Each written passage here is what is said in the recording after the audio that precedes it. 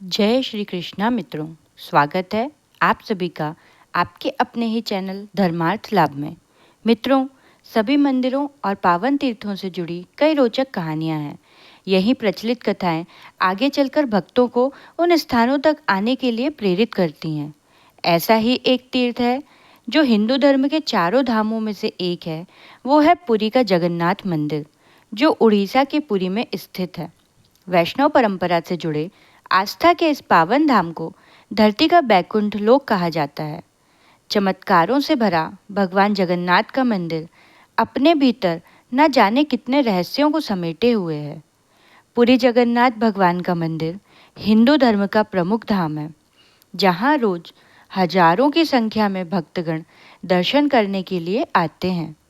वैसे तो यह मंदिर प्रमुख रूप से भगवान श्री कृष्ण को समर्पित है, जिन्हें यहाँ पर जगन्नाथ के नाम से जाना जाता है।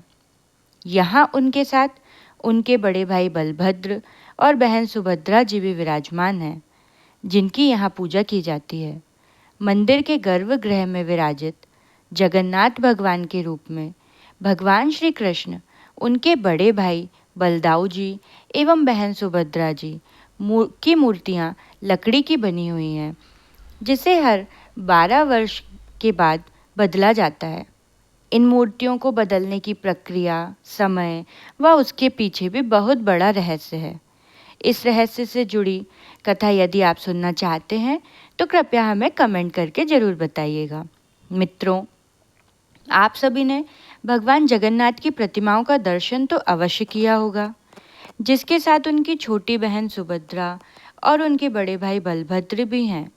इन तीनों मूर्तियों को देखकर आपके मन में भी जरूर आया होगा कि ये मूर्तियाँ इतनी विचित्र क्यों हैं और इनकी प्रतिमाओं में मनुष्य जैसा रूप क्यों नहीं दिखता, उनके हाथ पैर क्यों नहीं दिखते और उनकी आँखें इतनी बड़ी क्यों हैं।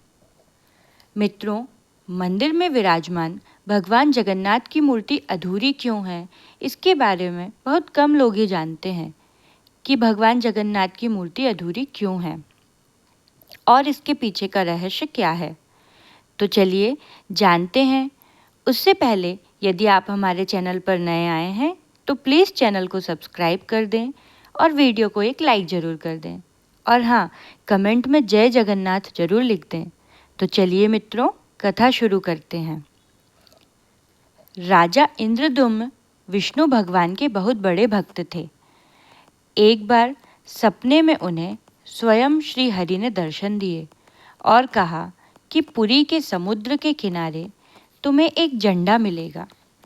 उस झंडे की लकड़ी से मूर्तियों का निर्माण करवाओ।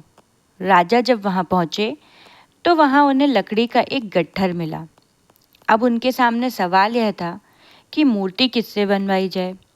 मित्रों, ऐसा कहा जाता है कि भगवान विष्णु स्वयं श्री विश्वकर्मा जी के साथ एक वृद्ध मूर्तिकार के रूप में प्रकट हुए।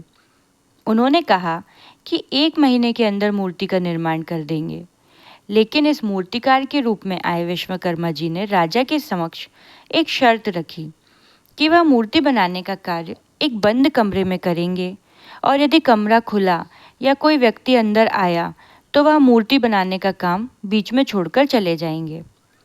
राजा ने मूर्तिकार की शर्त मान ली और कमरा बाहर से बंद करवा दिया। लेकिन कार्य की समीक्षा करने के लिए राजा कमरे के सामने घूमते रहता। महीने का आखिरी दिन था और कमरे में बहुत दिन से कोई गया भी नहीं था, और जब अंदर से कोई आवाज़ नहीं आ रही थी, जिससे जिज्ञासावश राजा से रहा नहीं गया और राजा ने कमरे का दरवाज़ा खोल दिया।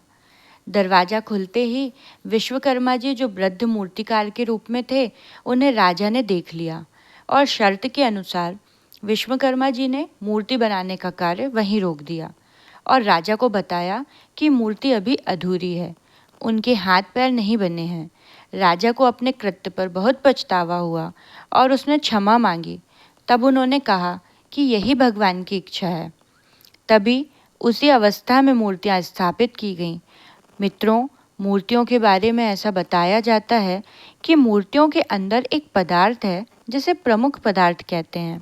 यह कोई नहीं जानता कि यह ब्रह्म पदार्थ क्या है। आज तक किसी ने नहीं देखा यह अलौकिक पदार्थ। पुजारियों का कहना है कि जब हमने उसे हाथ में लिया तो वह खरगोश जैसा उछल रहा था। आंखों में पट्टी और हाथ में दस्ताने होने की वजह से वे भी इसे सिर्फ महसूस कर पाए। भगवान के इस अद्भुत रहस्य को आज तक कोई नहीं जान पाया। भगवान जगन्नाथ से जुड़े और भी रोचक रहस्यों से अपने आगे के वीडियो में अवगत कराते रहेंगे। जय श्री कृष्णा, जय श्री जगन्नाथ।